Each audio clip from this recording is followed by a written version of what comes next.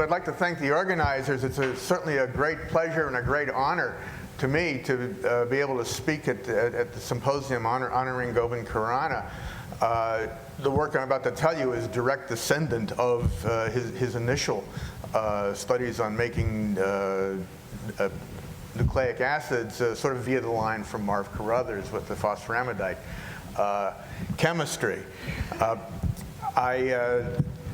I first knew Govind when I was a very, very minor player in Alex Rich's crystallographic tRNA story.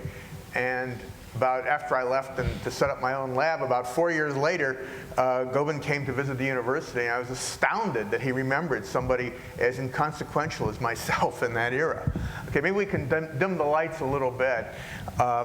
Anyway, so what we're going to talk about today is somewhat different from what's been the emphasis previously, because we're going to be talking more about controlling the structure of matter, putting things precisely where you want them in X, Y, and Z, and when you want them there in time. I always start my talk with this slide. Everybody in this room knows that DNA is the genetic material of all the organisms shown here, the plants, the animals, and the people. And for the rest of this talk, I really want you to forget that, okay? We're really not going to be talking about biological DNA. We're going to be talking about things we can do with the information in DNA to build other things. Now, we're all familiar with the DNA structure, but to build interesting species, the linear helix axis is really a problem for us. And when I say linear, I don't mean linear in the geometrical sense of being a straight line, but in the topological sense of being unbranched. So what we've done is to work with branched DNA molecules. Many, many years ago, I developed an algorithm for taking small strands and getting them to form a branch point here, and we really needed synthetic DNA to do that. We couldn't do that with natural DNA. The branch point is unstable, and many other things can also go wrong. So we can make branched DNA as long as we can make DNA. And not only can you make the 4-arm junction I just showed you, which is biologically important as a holiday junction, intermediate in a number of processes, but we figured out you could also make 5-arm and 6-arm junctions, 8-arm, and even recently we reported a 12-arm junction. But what I want to tell you is a story that took place in the fall of 1980 when I went over to the campus pub to think about 6-arm junctions. And when I was thinking about these, I suddenly thought about this Escher woodcut. It's called depth. And I realized that these fish were topologically isomorphous to the 6-arm junctions. Starting from the middle, you've got a head and a tail, a top fin, a bottom fin, a right fin on the fish and the left. Far more important to me than that was the fact that these guys are organized just like the molecules in a molecular crystal. Periodicity front to back, periodicity top to bottom, periodicity right and left. Now, why was that so interesting to me? Well, I was sort of starting my 4th year as an assistant professor, and I'd been hired as a crystallographer to do structures. And the first 3 years that I was there, and for actually many years thereafter, I was unable to crystallize anything of interest to myself or anybody else. And I was facing a sort of fatal progression of no crystals, no crystallography, and then, of course, no crystallographer. So I figured that perhaps this would be this notion of lining things up this way might be a way for me to survive. Now, Escher, when he did this, when he made this woodcut, was in control of everything. But I'm a natural scientist. I need some way to control how these guys come together. And, of course, the obvious way to do it was with sticky ends. So we all know what sticky ends are here, I think. There's a single-stranded overhang here and there. If these two are complementary, you put these in a pot together, they'll come together to form a complex. If you want, you can ligate them. This is the simple part of it, namely the affinity. But there's also a structural component to it. This is a crystal structure that Hong-Chia Chu in my lab reported about a dozen years ago, where, in fact, we have an infinite helix of DNA. It's a decamer that is held together by sticky ends. And the important thing here is that the DNA over here and the DNA over here is all the same stuff. So we know the structure, which means that if we know the coordinates of these atoms, we know the coordinates of these atoms, not only in the crystal, but in solution, at least locally. So we know structure as well as affinity, which is very potent. So the basic notion behind, well, what I call structural DNA nanotech is taking DNA branch molecules, putting sticky ends on the end, A complementary to A prime, B to B prime, and you can make an object like this, like as I'm showing here, but there's a lot of unsatisfied sticky ends out here, so not only can we make an object, we can make a lattice, and later I'll show you devices. This is how we crystallize things in my laboratory, which is we sort of guess conditions, we set up the crystals, those so inclined go through this middle step, and then we look to see if we have crystals. If yes, well, we can go off and do crystallography. If you go to my webpage, you'll see that this is actually the second version of this slide. I forgot this branch in the first version. And okay, if you fail, well, you can go through the inner loop here, or you can go back over here. But there's sort of minimal feedback to failure here to success on this end. So our notion was to make a box-like thing out of DNA with sticky ends on the outside and hang the boxes together. Then perhaps you could get macromolecular guests inside the boxes to form crystals. And I'll give you a progress report on this today. Along with Bruce Robinson about 20-odd years ago, we also proposed organizing nano-electronic components, shown here, where the DNA is used for its architectural purpose, a sticky end over here and here, would organize two things that wouldn't otherwise want to come together. So the objectives and applications for our lab, I'm not going to tell you about all of them today, are macromolecular crystallization and nanoelectronics organization. There are other things that we plan to do as well. For the devices, we're looking at nanorobotics and nanofabrication, and I won't talk about self-replicable systems today. So first, I'll just give you a topological example. So this is a polyhedral catenane, a cube-like thing made by Younghui Chen. We reported about 18 years ago. Now, this is a hexacatenane is the best way to describe it, because we really don't know the structure. But each of the 6 strands corresponds to a face of this cube-like molecule. So the front strand corresponds to the red strand that is linked twice to the green, the cyan, the magenta, and the dark blue strands that flank it. And the yellow strand at the back is just indirectly linked to it. Now I want to, but that's just topological. We don't really know the structure of that molecule. Now we actually want to go into structure, getting to X, Y, Z, and making crystalline arrays. So to make crystalline arrays, the components have to have predictable interactions and predictable local product structures, and we just covered that with sticky ends. But you also have to have structural integrity. And what's shown down here is not a bad dynamic structural model for the branch junction. This is a marshmallow that's been impaled by uncooked rotini. Okay, so the uncooked pasta is very, very stiff, but the marshmallow is floppy, so the angles aren't well behaved. If you look closely at rotini in North America, you'll find that they're in fact right-handed double helices. On the other side of the Atlantic, you find them with both chiralities. After a number of failures, we finally found a stiff motif, which I'm showing here. We call it DX. It's just 2 double helices linked twice to each other by crossovers. There are a couple flavors of it, and this is a pretty stiff motif. And it was very successful for us in 2D. So the first thing we did was to build 2D so-called DX arrays. This was done with Eric Winfrey at Caltech, and Frank Liu and Lisa Wenzler in my lab did the following experiment, where you take a DX molecule and you have sticky ends. I'm showing them here geometrically. And you can see this fits that, this fits that, this is complementary to that, this complements that. And on paper, it looks like they should form a nice 2D arrangement. Now, this is an ordinary DX molecule. This black dot represents another DNA domain coming out of the plane of this 2D array. And the dimension this way is 16 nanometers, so we should get a 32 nanometer stripe, because it's every other one. And when you look in the AFM, you see that you have a stripe, and the separation is about 33 nanometers. To make sure that that's not an artifact, what we've done here is to take 4 tiles of the same dimension, so we should get a stripe that's about 64 nanometers, and indeed we see that in this slide. So now I want to move from 2D to 3D. This is very new work. Design crystals, Zhenping Zheng and Jens Bergtoft and Yi Chen, Tong Wang, Ruji Shah, Pam Constantino, Steve Janelle, and Cheng De Mao, my former student at Purdue. Okay, and the motif we're using is a motif that Mao came up with. It's the so-called Tensegrity triangles. This is a kind of over-under motif. And the original X-ray diffraction on this thing that's about 4 turns there is has the right symmetry, namely it's rhombohedral as we'd expect, and we get the right edges, but the resolution's about 10 angstroms. I'll get to that point again later. More recently, Zhenping found that a 2-turn triangle would actually diffract to 4 or 5 angstroms, 4 if we really have a good source, but it's the same principle. And this is the most exciting slide that I can show, because this shows macroscopic objects. So I don't know if you can see it, but that's 200 microns in all of these.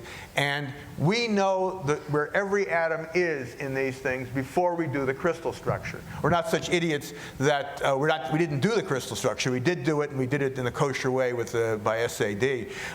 So we iodinated the material. And but we actually know what these macroscopic objects look like because we could design them on the molecular scale. And this is a picture of the Tensegrity triangle. It's much better in stereo. All I can do is say, read the paper when it comes out. But you see this part's in front, and as we go across the horizontally, it goes behind this domain, which in turn goes from front to behind and front to behind, like that. This is just a view down one of the helices, but the important thing is that you can tell very readily, even this was a 5 angstrom picture, but you can tell very readily that where the minor grooves are and the major grooves and so forth, and we can tell that it's bDNA. This is a view perpendicular to the sticky end containing domain, so we can see that. And this is a view showing the environment of a single triangle. So we go from the rear to the front in the red direction, from the rear to the front in the green direction, and from the rear to the front in the yellow direction. So this central triangle is organized like that. But a more interesting way to look at it is here, where we have the rhombohedral cavity that 8 of these triangles flank. So in the rear is the red triangle, and it's bonded to 3 different yellow triangles in a plane closer to us, and then closer to us yet are the 3 green triangles. And we left out the red triangle in the front because for clarity's purposes. Now, this wasn't just a fluke that we were able to crystallize these things, because we were able to make 9 different crystals. The one I'm telling you about is the one on the top line here. So we have about 100 nanometer cavity here, and this diffracts to about 4 angstroms. We can also do it with 3 turns, but the resolution has gone down a bit. It's in the 6 to 7 angstrom range. The cavity, of course, gets bigger. And here is another one that we've done. We did this one, and this one by molecular replacement. So this is 10 angstrom resolution, or 11. It's a 1,000,000 cubic angstrom, 1,000 cubic nanometer cavity on the inside. We don't quite know why the resolution is going down. But this picture will take us back to my days at MIT, when I learned the wrong lesson. Okay, so in the early days of the TRNet crystallography, I wasn't even on the project then, the group actually got the molecular boundary wrong at 5.5 angstroms. On the other hand, at 4 angstroms, they properly traced the chain. So I figured you had to be around 4 angstroms. But what I forgot was that in these design crystals, you don't have to worry about molecular boundaries because we know where they are. So this is a 5 angstrom picture, and you can see very clearly, major and minor grooves and so forth. But at 10 angstroms, this is the same picture, we just threw out the higher order data, you can still pretty well trace out the DNA. Now, you couldn't figure out anything much about a guest, but you could certainly work out the DNA. So I have pictures here of the 3-turn and the 4-turn lattices I told you we just solved: Tong Wang, Jens Bergtoft, Zhenping Zheng, Ruji Shah, and again Cheng De. So this is the 3-turn rhombohedron that we've got, and it looks pretty similar to the other one. And this is the 4-turn one. Again, it's the same kind of representation, except we've turned yellow into blue for this one. Now, so you can understand this a little better, I have a movie that, this is the 4-turn one, so you can see things, and you can see the over-under nature of this species. And in a moment, what we're going to see is how the rhombohedron builds up indeed the crystal. So there's the sticky ends, and then we've got the whole rhombohedron coming together like that. And you can see the rhombohedron. Rhombohedron, for those of you who are a little unfamiliar, that's just a cube that's been squeezed or is extended along a body diagonal. But you can see from this flick the nature of how we span 3 space with this motif. It may be that the resolution gets worse because we're in fact, this is a stick-like molecule rather than a ball-like molecule, which is what most people look at crystallographically. Now, one of the advantages of designing these things is that we can choose not to make everything identical. So for the time being, we don't have many cargos we don't have any cargo yet in 3D, but we have cargo in 2D. So I'll give you an example later of cargo and organization, using the DNA to organize other things. But here in 3D, we do now have a 2-component crystal as well. So we just have the A triangle and the B triangle, and they're at alternating corners of the rhombohedron. So one's in green and one's in red. And so there are 4 of each in the rhombohedron. This isn't the whole unit cell. This is only the same part that corresponds to the previous structure. And here's a space-filling view of the same species.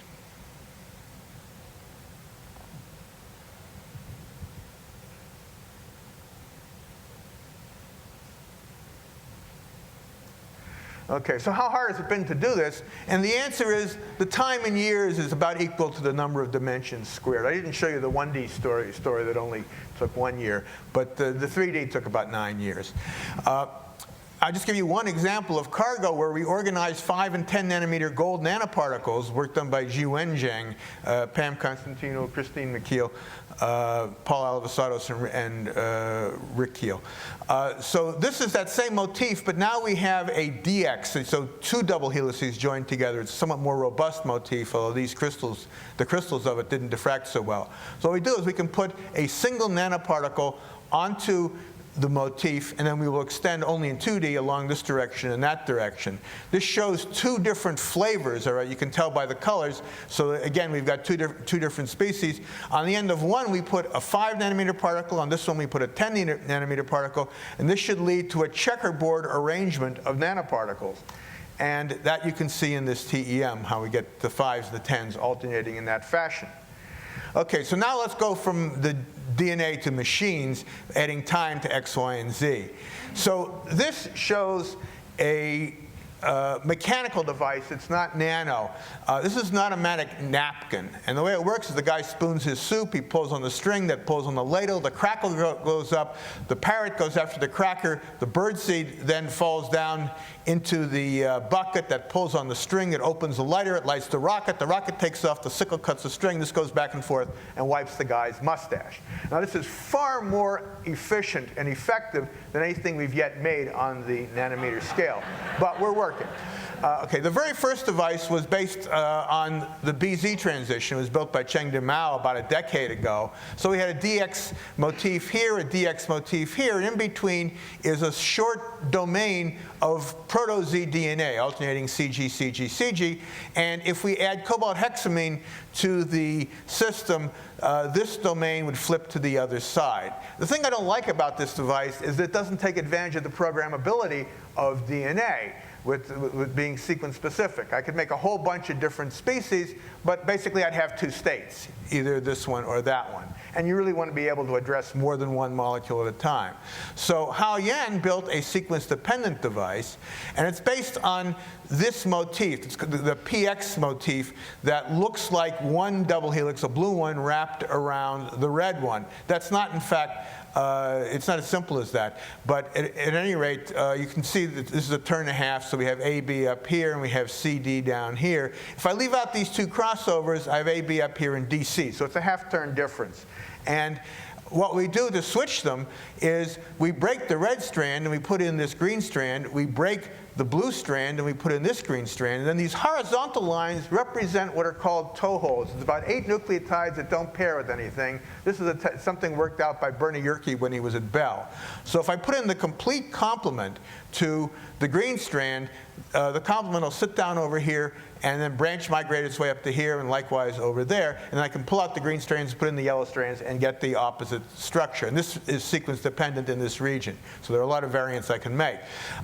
Here is that same PX structure again. We add in the complements. The black dots represent Biochemistry, so we can get these double helices out of here. We've got a naked frame at the top. We can add the yellow strands over here so we get to the other side, and then we can go back if we want. Hao showed this by connecting these DNA trapezoids with the device, and in the green strand state they all point in the same direction, and in the yellow strand state they have a zigzag. And then these are controls, but down here are alternating AFMs of the different states: parallel, zigzag, parallel, and zigzag. Now, one of the things you want to do is to combine the devices with the arrays. So Baochuan Ding actually did that by developing a cassette. So here's the device part over here. You can see the green strands over here. Down here they're purple for reasons only Baochuan knows in the other state. But in addition, we have a domain that'll plug this into a 2D array, and then we have a reporter arm. You see it better over here. It's pointing this way or it's pointing that way in the 2D array. Here we have what he had to use, which was an 8-tile motif. These days we'd use origami, but we didn't have it when we started this project. And then here's the cassette that's been clicked 3 nucleotide pairs away, so it's pretty close to perpendicular to this plane. And then there's a marker tile also sticking out, so we can tell which way the reporter is going. So here you can see the experiment. Either we have the reporter arm pointing toward the marker in one state and away from the marker in the other state. Now, I'm just showing you the next slide. You can't see anything on it, but it's just to show you that we actually do these changes in the whole crystalline arrangement. These 2D crystals aren't big, by the way. They're about a micron in each direction, maybe less. And here's a blow up there where you can see that in the one state we've got the reporter sort of in the middle of this unit cell, and over here in the other state it's on the edge, and then we can go back from this state to that state. Now, the 2 final things I want to tell you about are walkers. The first is a clocked biped that Bill Sherman thought up and devised. And so here we throw in strands. That's fine. We throw in strands, and the thing will, at each stage, we have to intervene. We pull out the set strand that holds it onto this sidewalk, and we put in a new set strand. This is a flexible linker over here.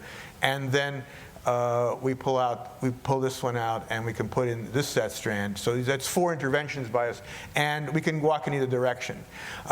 Recently, Tosan Omabego developed an autonomous DNA walking biped, and that's shown over here. So we've got a rigid track made of these DXs again, and this series of stem loops. 1, 2, these 2 are starting. This walker is held together, is just a strand of DNA with a 5' 5' linkage here. There are 2 fuels in the pot that drive it. You'll see how that works in a second. This is what's known as a burnt bridges style walker, where we use up the track by having the fuel strands bind to the track in a way, and every step that we take, we make more base pairs rather than fewer base pairs. So now we've got a little movie of this. Fuel 1 is purple, fuel 2 is green. Fuel 1 binds in over here, so here's the walker over here. It binds to this guy, and then you see we're making more base pairs than we had before, and we're freeing up the back leg of the walker, which now becomes the leading leg, and it comes in over here and does this same formation of more base pairs. Fuel 2 comes into this position now, and comes up again, and then the leading leg goes over here, attacks this guy, and then comes up to there, and then fuel 1 again comes back. So we've done more than a cycle of this thing, and if we had more track, the thing could go further. Okay, that's the end of that. So just to summarize what we've done, we've made polyhedral catenanes. They didn't talk about knots and bromium rings, but we made them from branched DNA by ligation. We've made 2D lattices with tunable features. 3D crystals have been self-assembled and structures determined. Heterologous species, others in addition to the nanoparticle I showed you have been included.